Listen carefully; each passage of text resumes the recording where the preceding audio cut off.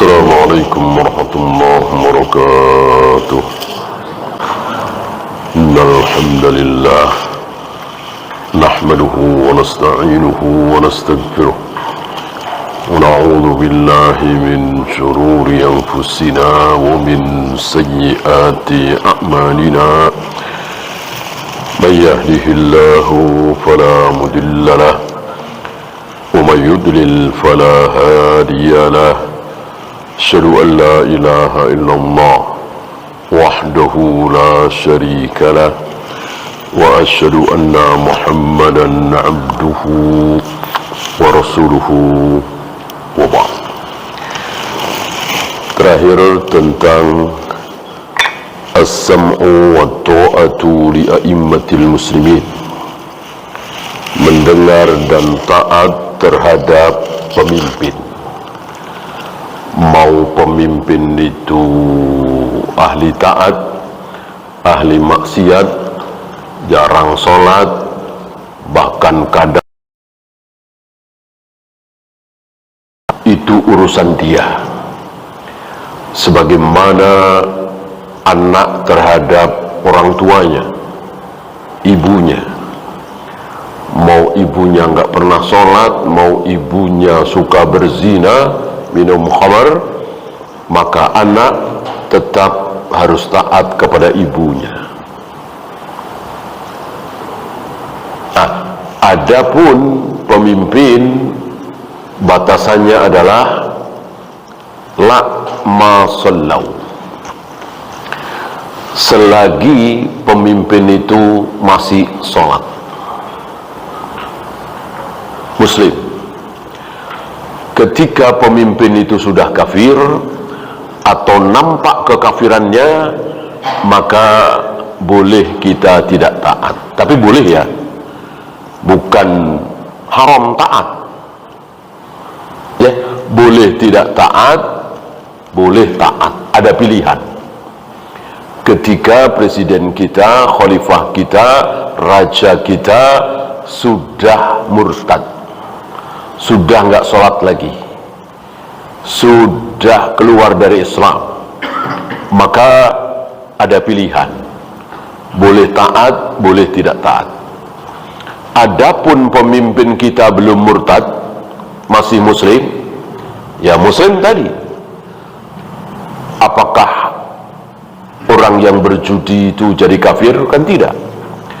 Apakah orang yang mabuk, apakah orang yang berzina otomatis kafir? Kan tidak. Masih muslim, maka masih wajib kita taati. Kita tidak boleh melihat orangnya, yang penting muslim. Yang kita lihat adalah apanya? Yang kita lihat, jadi kalau kita taat kepada orang tua, taat kepada pemimpin, presiden, raja, khalifah, jangan melihat orangnya, tapi lihat perintahnya. Dia nyuruh apa, gitu. Kalau suruhannya mubah, kalau suruhannya halal, maka wajib kita taati. Kalau perintahnya haram, tentu tidak boleh kita taati. Nyuruh lepas jilbab, nyuruh motong jenggot, nyuruh supaya makan riba, tentu tidak boleh kita taati. Batasannya adalah perintahnya halal atau tidak.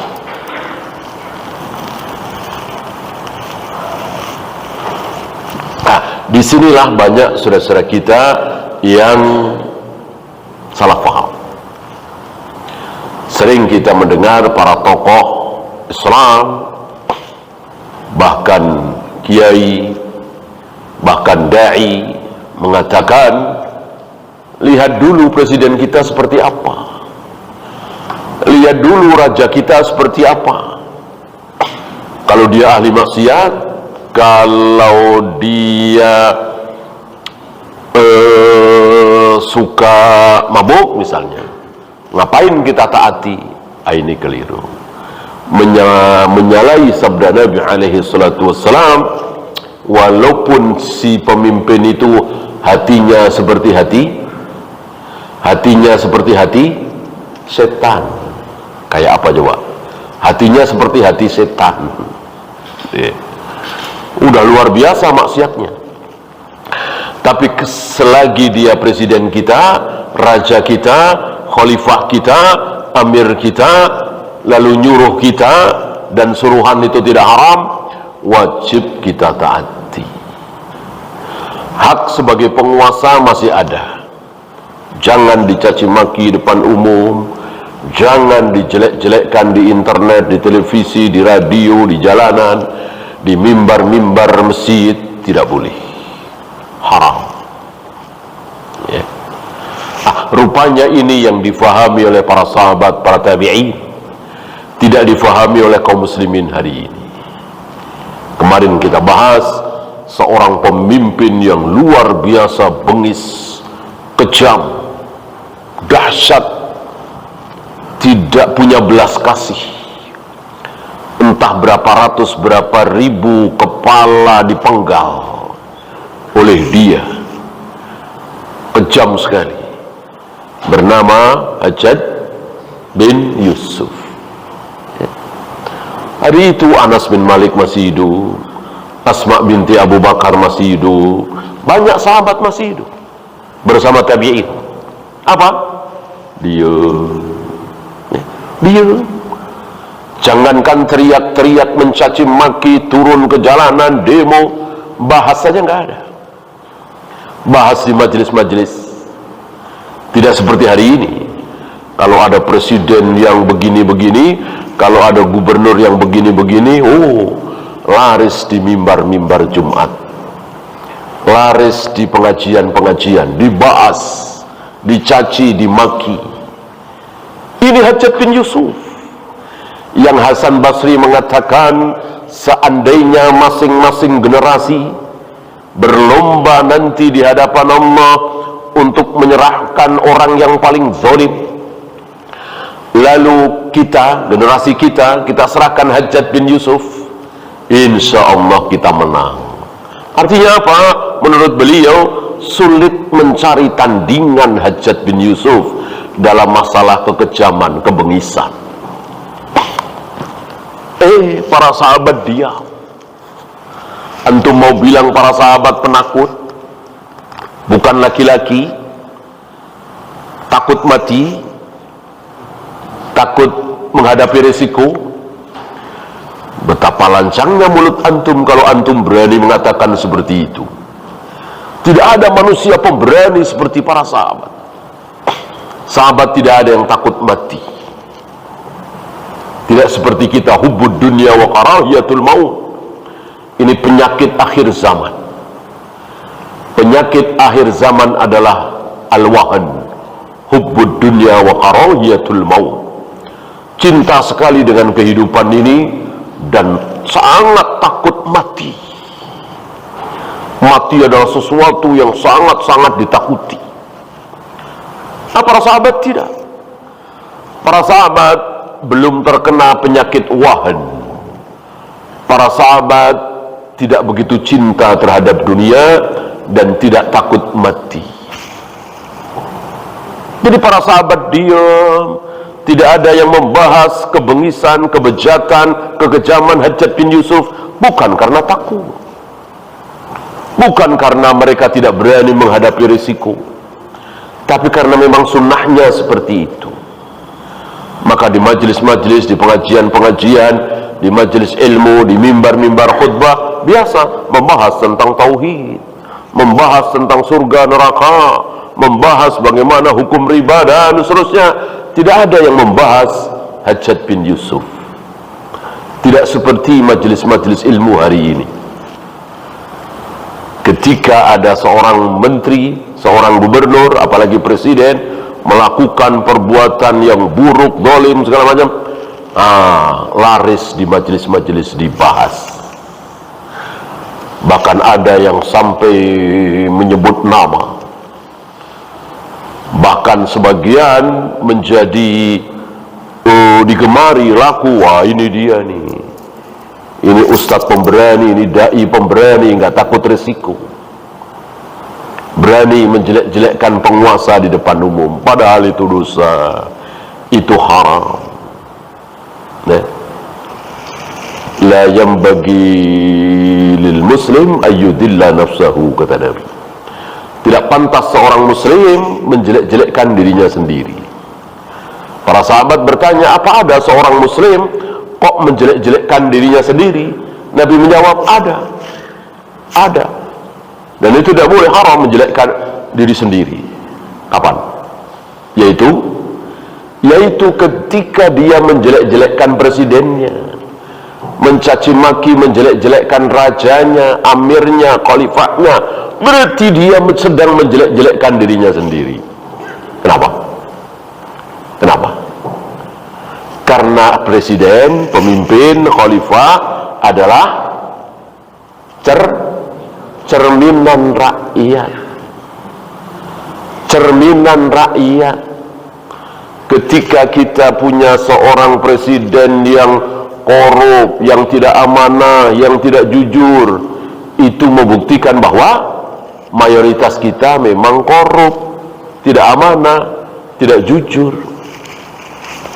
Ketika seorang presiden, seorang pemimpin penuh dengan bid'ah, itu menunjukkan bahwa mayoritas rakyat penuh dengan bid'ah. Ketika seorang presiden menggigit sunnah Nabi dengan gigi geraham, itu menunjukkan bahwa mayoritas rakyatnya menggigit sunnah Nabi dengan gigi geraham, dan begitu seterusnya.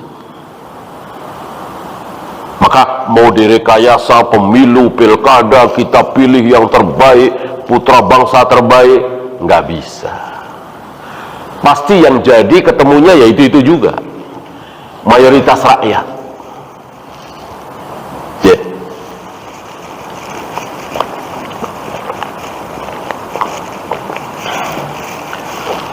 Maka kesimpulannya, untuk punya presiden yang baik, yang jujur, yang amanah, yang sunnah, yang bertauhid, mudah diucapkan tentunya, mudah teorinya. Apa? Mari kita semua sebagai rakyat bertauhid, sunnah, jujur, amanah, jangan korup. Ketika mayoritas rakyat seperti itu, pemimpinnya pun akan seperti itu. Maka jawaban mudah Ali bin Abi Thalib saat beliau diprotes oleh sebagian orang Khawarij, kenapa kepemimpinan Anda tidak sebaik kepemimpinan Abu Bakar dan Umar? Pertanyaan ini mudah dipatahkan oleh beliau. Kalau kalian ingin punya pemimpin sebaik Abu Bakar dan Umar, mudah sekali, sangat mudah sekali. Apa? Kun rijala Abi Bakrin wa Umar.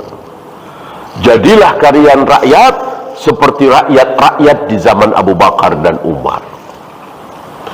Kenapa Allah takdirkan, Allah pilihkan Abu Bakar kemudian Umar sebagai pemimpin? Ya wajar, rakyatnya adalah manusia-manusia seperti Utsman, Ali, Zubair, Talha, Abdurrahman bin Auf. Ini semua dijamin masuk surga. Radhiyallahu anhum maradu'an wa addalahum jannah. Allah ridho kepada mereka, mereka ridho kepada Allah. Allah jamin mereka semua masuk surga.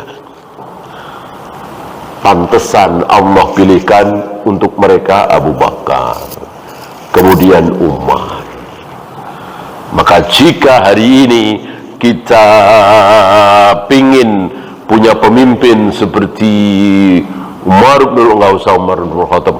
bin Abdul Aziz, nggak usah Umar bin Harun al-Rasyid saja, atau Salahuddin al-Ayyubi, ya, kita pingin di negeri kita ini punya pemimpin seperti Salahuddin al-Ayyubi misalnya, atau Muhammad al-Fatih misalnya. Berarti kita sedang mimpi. Kalau kita punya pemimpin seperti beliau-beliau itu, berarti kita sedang mimpi. Enggak akan, mustahil. Orang kita masih seperti ini. Kecuali kalau mayoritas bangsa Indonesia itu sunnah, bertauhid, jujur, amanah, itu mayoritasnya ya, enggak harus 100%. Mungkin 90% atau mungkin 80% lah, atau bahkan mungkin 70%. Itu sudah mayoritas kan? Insya Allah. Maka selagi bangsa Indonesia, kita semua kaum muslimin masih seperti ini, ya jangan berharap. Jangan berharap. Ya, mau direkayasa dengan pemilu, pilkada, begini begitu, nggak akan bisa. Ya, maka percuma aja. Pemilu pilkada percuma. Ya. Bahkan ya antum bisa saksikan hasil pemilu, hasil pilkada, hasil demokrasi, ya kan? Begitu hasilnya. Jujur, amanah, cerdas, profesor, doktor, tapi nggak punya partai, nggak punya pengikut, nggak punya duit, ya, tentu akan kalah dengan yang culas, yang bengis, yang kejam, yang preman, tapi punya duit, punya partai, partainya menang, ya, nggak punya malu, gitu. Insya Allah antum paham ini. Ya.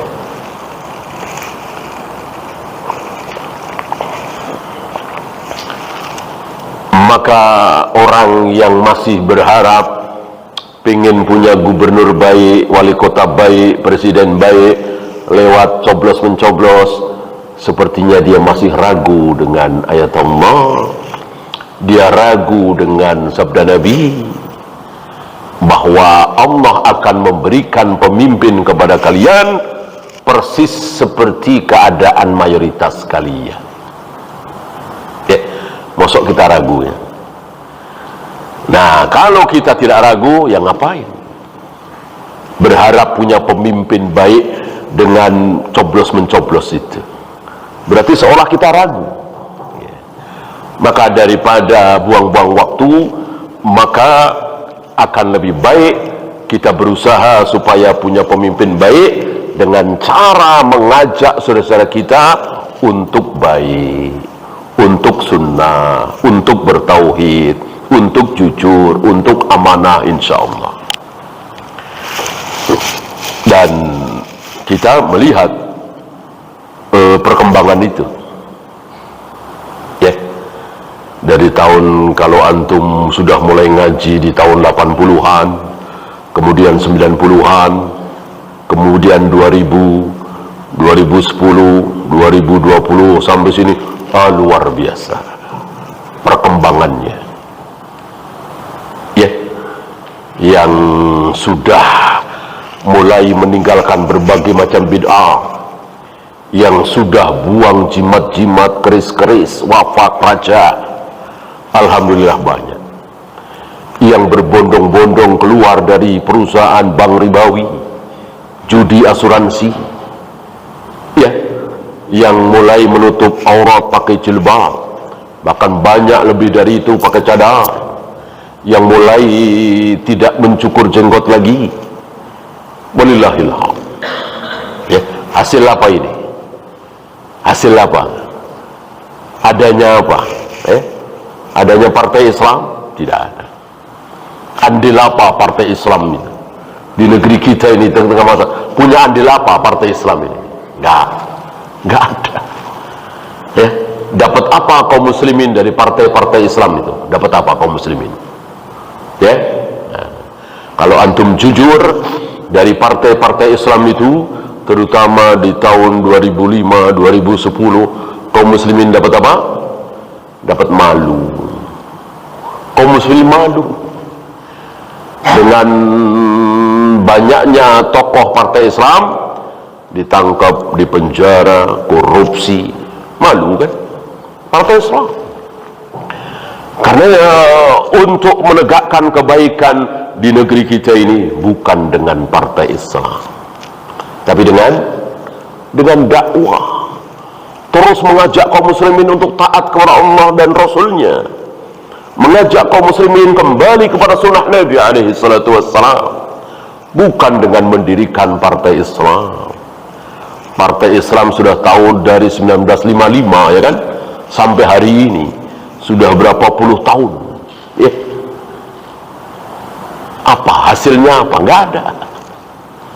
Dan ini bukan di negeri kita doang. Di Aljazair, FIS, partai Islam itu 80% lebih, menang mutlak. Setelah itu dapat apa? Tegak daulah Islamiyah di Aljazair? Tidak, malah ditangkep-tangkepin. Aktivis-aktivis Islam ditangkep-tangkepin. Bahkan saya dengar langsung dari yang lama di sana, itu sampai tata cara ibadah. Kalau tidak salah duduk istirahat. Ya, ini kan sampai tata, awas, yang duduk istirahat ini dicurigai. Ini kan luar biasa, keburukan sampai ke situ. Duduk istirahat, salah satu sunnah Nabi dalam sholat adalah dengan duduk istirahat. Dicurigai. Karena rata-rata yang anggota partai FIS itu kalau sholat duduk istirahat. Segitunya. Segitunya. Gara-gara apa? Gara-gara adanya partai sholat. Maka tidak usah mendirikan seperti itu, nggak usah tertarik. Ya, tertaklirlah untuk mengajak saudara-saudara kita sholat berjamaah di masjid tepat waktu, agar meninggalkan berbagai macam maksiat, berbagai macam syirik dan bid'ah. Ini jelas. Ajak kaum muslimah untuk menutup aurat, ajak anak-anak muda untuk jauh dari narkoba, tawuran, pacaran dan seterusnya. Ini jauh lebih bermanfaat. Kalau mendirikan partai ya nggak sempat dakwah seperti itulah. Rapat lagi, komisi A, komisi B. Ya, kapan mau berdakwah? Padahal mereka berilmu. Yang bikin partai Islam ini masuk parlemen, masuk kabinet, mereka berilmu. Mereka bisa mengajarkan ilmu kepada kaum muslimin. Tahu, sebagian mereka tahu mana sunnah, mana bid'ah. Sebagian mereka tahu apa itu tauhid rububiyah, uluhiyah, asma wa sifat. Tapi tidak berdakwah lagi. Karena sibuk tadi. Rapat komisi A, komisi B, komisi C. Sibuk dengan bangkai kambing. Alangkah baiknya kalau mereka sibuk mengajak kaum muslimin untuk meninggalkan riba yang begini-begini. Ini dua harga dilarang oleh Nabi sallallahu alaihi wasallam. Ini harus ada khiyar, ini khiyar majlis, ini khiyar syarat. Ini jauh lebih bermanfaat. Akhirnya kaum muslimin yang awam jadi tahu. Ya.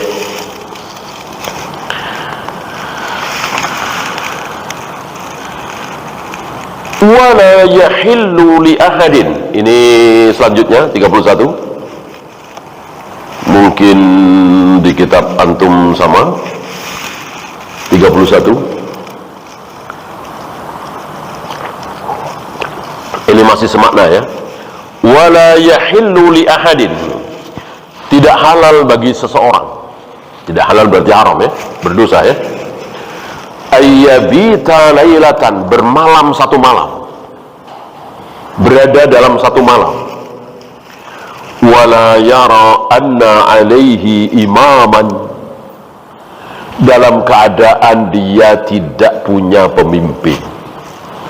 Maksudnya maunya dia nggak punya pemimpin, cuman satu malam ya. Maka ucapan para imam, punya pemimpin zalim, bengis, kejam selama 70 tahun, itu lebih aku sukai daripada satu malam, satu hari tanpa pemimpin. Lebih baik punya pemimpin yang kejam, yang sadis, yang zalim, daripada tidak punya pemimpin. Kejam, bengis, itu karena sesuatu ya. Karena ada yang nggak taat, karena ada yang bikin dia kesel gitu. Kalau pada taat insya Allah. Coba kalau nggak ada pemimpin ya, tawuran antar warga, saling tonjok, saling serang, itu kalau tidak punya pemimpin ya. Seperti negara tetangga kita belum lama ini kan, Myanmar ya, ketika mereka diam saja saat pemimpinnya digulingkan oleh junta militer, rakyatnya diem, yang bertani ya bertani, yang pedagang yang berdagang, yang guru dosen yang ngajar, yang pelajar ya belajar. Itu atasan sedang berebut kekuasaan. Ya. Bandingkan dengan yang pedagang nggak dagang lagi, yang bertani nggak bertani lagi, yang dosen nggak ngajar lagi, yang pelajar nggak belajar lagi. Ngapain? Ngapain? Turun ke jalan, mendemo militer yang merebut kekuasaan. Itu yang terjadi kan di Myanmar, ya, 2 atau 3 tahun yang lalu sampai hari ini kan. Ekonomi macet, ya kan, pertanian macet, buruk. Akan jauh lebih baik kalau rakyat itu cerdas sebagaimana sunnah Nabi. Sebagaimana sunnah Nabi, beliau mengajarkan rakyat untuk cerdas. Udah biarin aja berebut kekuasaan. Kita rakyat yang bertani ya bertani, yang pedagang ya berdagang, yang ngajar ya ngajar, yang sekolah sekolah. Ini jauh lebih cerdas daripada ikut-ikutan turun ke jalanan. Udah biarin aja, ya. Ini tidak. Ini turun ke jalanan, bikin macet, kemudian rumah sakit segala macam tidak beroperasi karena pada demo. Mending kalau sehari 2 hari, kalau berbulan-bulan, bertahun-tahun, jadi apa itu? Mundur sekali. Ini bodoh, betul-betul bodoh, ya. Maka Nabi mengajarkan sesuatu yang cerdas. Udah jangan ikut-ikutan. Kalau terjadi perebutan kekuasaan, udah rakyat nonton saja. Kalau rakyat cuma nonton, berarti rakyat itu cerdas. Kalau rakyat ikut-ikutan, bodoh, sangat bodoh. Maka jadilah rakyat yang cerdas. Udah nggak usah ikut-ikutan, gitu. Dan kita kan tidak tahu apakah presiden yang sekarang apa yang nanti yang lebih baik, kan nggak tahu. Nggak tahu. Sebagaimana tahun 98 kita semua nggak tahu, mahasiswa nggak tahu, tapi sok tahu. Kalau presiden kita ini yang sudah 32 tahun ini turun, diganti presiden berikutnya pasti lebih baik. Kata siapa? Kata siapa? Bisa lebih baik, bisa lebih buruk. Hanya Allah yang tahu, ya kan? Coba kalau para mahasiswa dan seterusnya cerdas, udah diem saja.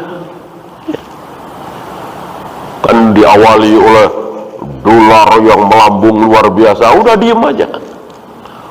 Ini demo, akhirnya terpaksa lengser, diganti presiden berikutnya. Apa yang terjadi?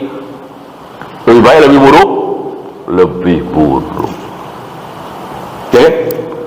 Satu provinsi hilang, aliran sesat di mana-mana, gambar porno di mana-mana, saling tuding, saling caci, saling maki, akhirnya berkelompok-kelompok, memburuk, jauh lebih buruk.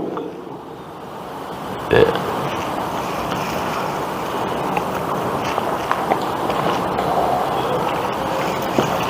Korupsi hilang? Enggak, justru lebih banyak. Kalau dulu yang korupsi dia saja, ya ketahuan lah ya sekitar situ. Begitu reformasi, luar biasa. Dulu nggak kedengeran, gubernur korupsi, bupati korupsi, wali kota korupsi. Setelah reformasi, luar biasa. Dari atas sampai bawah, ya. Ini menunjukkan kebenaran sabda Nabi alaihi salatu wassalam, bahwa ketika rakyat itu buruk, maka Allah pilihkan pemimpin yang buruk.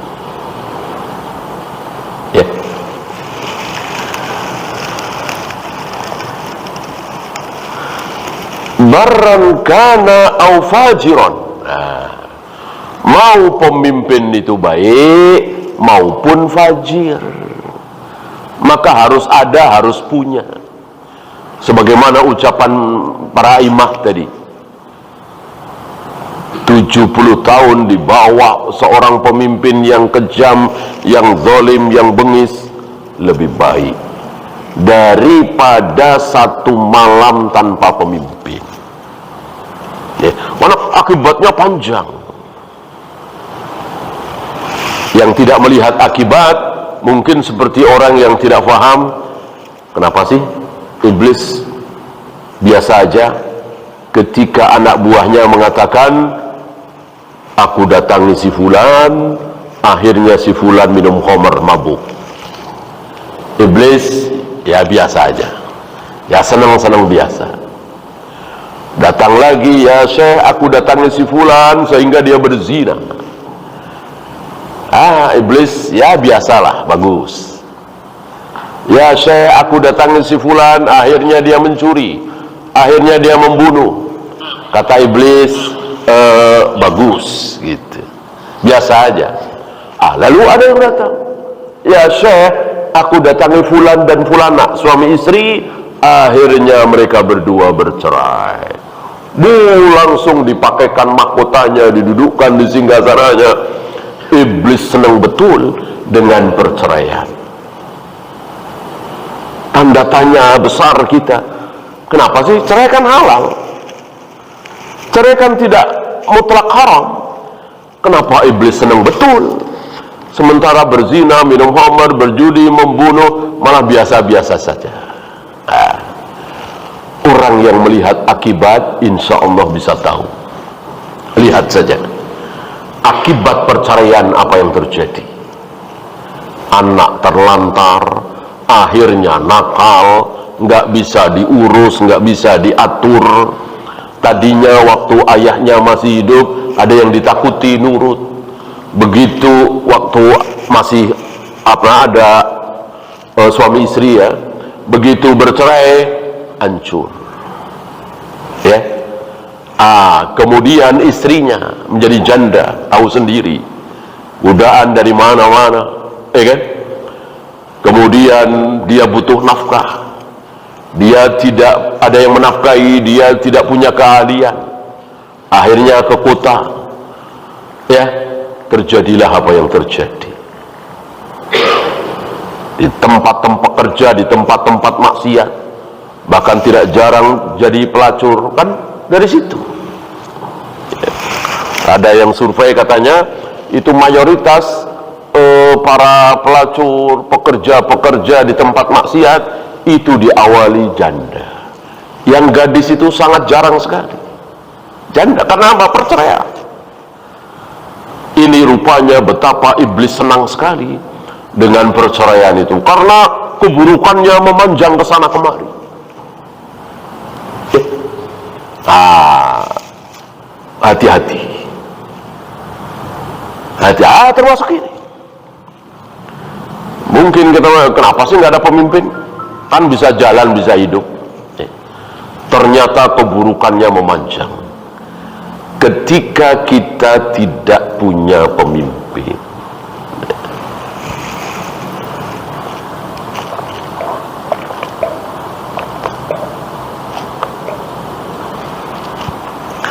Atau punya pemimpin tapi nggak pernah marah, gitu. Kan kita pernah ya punya pemimpin nggak pernah marah, diem aja, ya. Artinya tidak ada hukuman, gitu. Beda kalau seorang pemimpin itu walaupun senyum, walaupun nggak teriak-teriak, ya, dicaci maki senyum, tapi besoknya itu yang nyaci maki hilang, tak kemana, ya. Tentu pada takut. Nah, pemimpin memang seperti itu, ditakuti. Akhirnya apa? Ya, manusia kita tahulah, terutama bangsa kita, banyak yang baik, banyak yang nggak baik sih. Antum tahu jawabannya lah. Yang nggak baik, yang hatinya kotor, yang maunya ribut, kan banyak orang-orang seperti ini. Kalau pemimpinnya itu kejam, sadis, ya nggak ada ampun, kan takut jadinya. Kan kita pernah mengalami, mungkin antum sudah lahir ya, saya mungkin masih kelas 6 atau kelas 1 SMP ya, itu yang preman, yang tatoan, yang bandit-bandit, yang gali-gali pada takut, sementara yang baik-baik, nggak neko-neko, ustadz, kiai, tenang, seneng. Coba mau pilih mana? Mau pilih hari ini ya? Hari ini preman-preman, bandit-bandit, gali-gali, oh besar kepala gitu. Sementara yang baik-baik, ibu-ibu yang nggak neko-neko, ketakutan, anak-anak ketakutan. Ayo pilih mana? Tentu kita memilih yang takut itu para preman, para bandit, yang bertato, ya, yang apa itu berlaga ormas-ormas itu, mereka ketakutan, kita senang. Ini kebalik. Sekarang kan pada takut, kasihan. Keluar malam naik motor jam 10, setengah 11 takut, nggak berani. Nah, ini kan buruk sekali. Akan lebih baik kalau yang pada tatoan itu, yang pada preman itu yang ketakutan. Betul-betul ketakutan waktu itu. Tahun 80-an ya. Sampai ada yang disetrika segala macam. Takut. Seperti itu. Ngapain ngurusin HAM segala macam? Ya, ini memang penyakit yang dipelihara oleh PBB sana. Kita punya hak, negeri kita, terserah pemimpin kita siapa yang mau dihabisi. Orang-orang jahat kok, bikin onar, pantas dihabisi, kan gitu. Antum harus tahu ya, seorang presiden, seorang raja, seorang pemimpin, seorang khalifah berhak membunuh.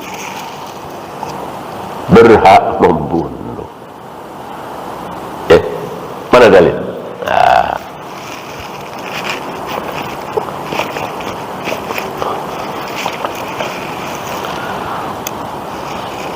Ada utusan Musailamah. Sama antum tahu siapa Musailamah ya? Musailamah Al-Kadzab, yang mengaku sebagai nabi. Dia datang kepada Nabi seperti biasa.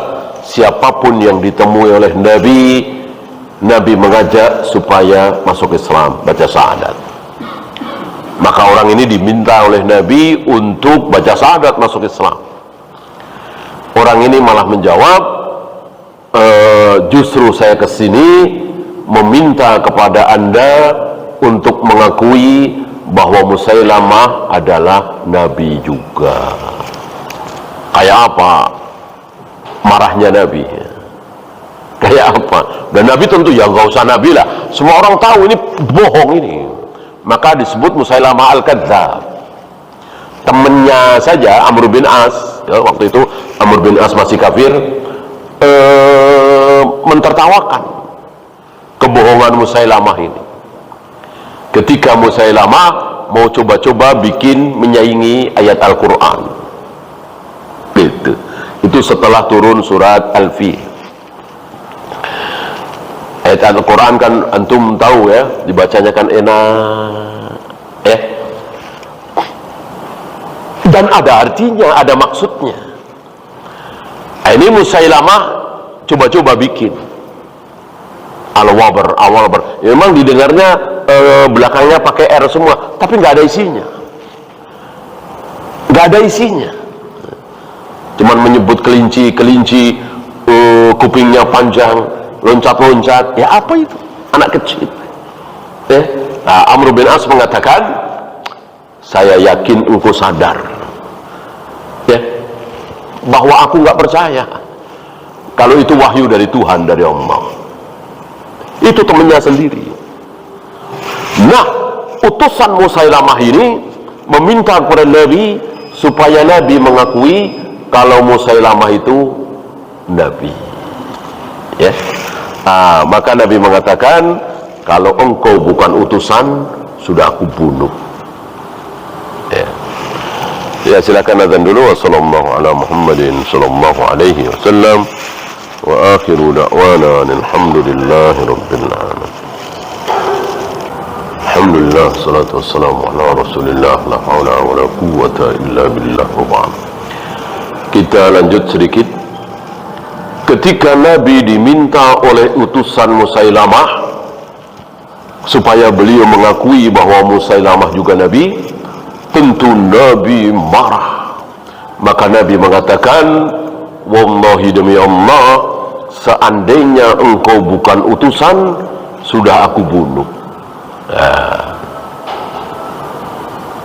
Tentu Nabi mau membunuh si utusan ini, cuman karena dia sebagai utusan nggak boleh, karena Islam mengharamkan membunuh utusan walaupun sedang berperang.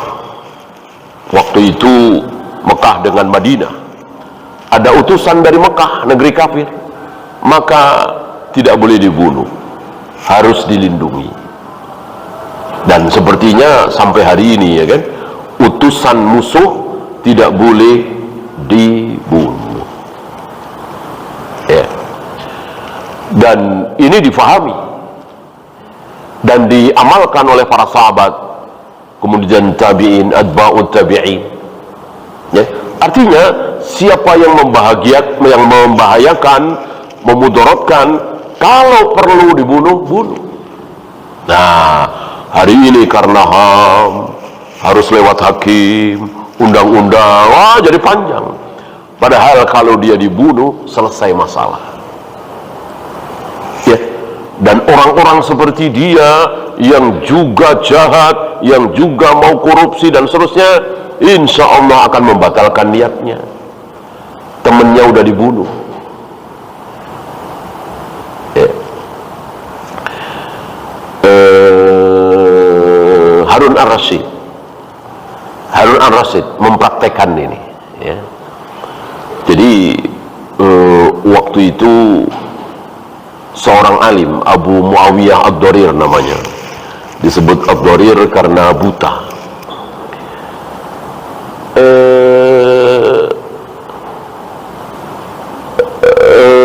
Membawakan sabda Nabi yang di awal-awal Sahih Bukhari itu, ya. Ihtajja Adam wa Musa. Adam dan Musa pernah berdebat. Dan terkenal hadis ini, ya. Musa mendebat, memprotes Adam dengan mengatakan, seandainya engkau tidak berbuat salah, wahai ayah kami Adam, maka kita semua akan lahir di surga. Kan tidak diusir dari surga. Dijawab oleh Nabi Adam, bagaimana engkau mau memprotes sesuatu yang sudah direncanakan oleh Allah 50.000 tahun sebelum Allah menciptakan langit dan bumi? Bahwa aku mendekati pohon larangan, kemudian aku dan Hawa diusir dari surga, itu sudah direncanakan oleh Allah 50.000 tahun sebelum Allah menciptakan langit dan bumi. Dan rencana Allah tidak mungkin batal. Kalau Allah punya rencana kemudian batal, ya bukan Tuhan. Mana mungkin Tuhan punya rencana dan rencananya batal, dibatalkan oleh pihak lain, ya. Nah, hadis ini dibaca oleh seorang ulama besar zaman itu, Abu Muawiyah Ad-Darir, di hadapan Harun Ar-Rasyid. Waktu itu sedang di istana. Nah, di situ ada pamannya. Pamannya ini bertanya, ya Syekh, aina iltaqoya? Wahai Syekh, itu Adam dan Musa ketemu di mana? Debat di mana? Kan Nabi Adam wafat, Nabi Musa belum lahir. Debatnya di mana? Nada bantahan. Mendengar ini marah Umar bin Abdul Aziz, ya langsung nyari pedang mau dibunuh pamannya ini. Cuman dihalangi oleh Abu Muawiyah, karena siapapun yang menghina ayat, menghina hadis, hukuman paling tepat adalah dibunuh. Siapa yang membunuh? Ya penguasa. Penguasa itu siapa? Ya presiden, raja, khalifah, amirul mukminin. Ya. Haruskah lewat pengadilan? Enggak perlu, sudah jelas, ya. Ini yang banyak tidak difahami oleh para pemimpin muslim, maka bertele-tele, berliku-liku, padahal sudah saatnya dia dibunuh. Ya seperti tahun 80-an itu, bagus sekali. Ngapain ditangkap, diadili? Ini bikin resah, penyakit masyarakat, sampah masyarakat. Kalau mereka mati, masyarakat senang, dan mereka juga banyak membunuh segala macam, dan ini dalam keadaan genting, ya. Islam mengajarkan seperti itu, ya. Oleh karena itu kita jangan macam-macam terhadap presiden, terhadap amirul mukminin, terhadap khalifah. Udah nggak usah macam-macam, mau kejam, mau sadis, mau zalim, udah biarin aja, urusan dia dengan Allah. Mau bohong segala macam, kita sebagai rakyat taat, ya. Maka dalam Islam tidak ada demo. Demo ini kan menentang penguasa. Saya nanya, demo pertama kali dalam Islam, ya, demo pertama kali dalam Islam, masih ingat? Demo pertama kali dalam Islam menghasilkan apa? Iya, menghasilkan terbunuhnya manusia termulia nomor 1 hari itu, manusia termulia nomor 3 setelah Abu Bakar dan Umar. Siapa? Utsman, menantu Nabi 2 kali, Dzun-Nurain, yang Nabi pernah terlihat lututnya oleh Abu Bakar didiemin, terlihat lututnya oleh Umar didiemin. Begitu Utsman datang, lutut beliau buru-buru ditutup. Aisyah bertanya, kenapa seperti itu ya Rasul? Abu Bakar datang, lututmu terlihat, engkau biarkan saja. Umar datang, lututmu terlihat, engkau biarkan saja. Begitu Utsman datang, engkau buru-buru tutup. Kenapa? Rasul menjawab, bagaimana aku tidak malu kepada seseorang yang malaikat saja malu terhadap dia. Kayak apa mulianya itu? Utsman bin Affan mati terbunuh akibat demo pertama dalam Islam. Ya, maka yakinlah tidak akan menghasilkan kebaikan demo itu. Seandainya menghasilkan kebaikan, maka keburukannya lebih besar. Dan kita hitunglah demo-demo yang pernah terjadi di negara Islam. Mesir pernah, ya, rame, Man Husni Mubarak.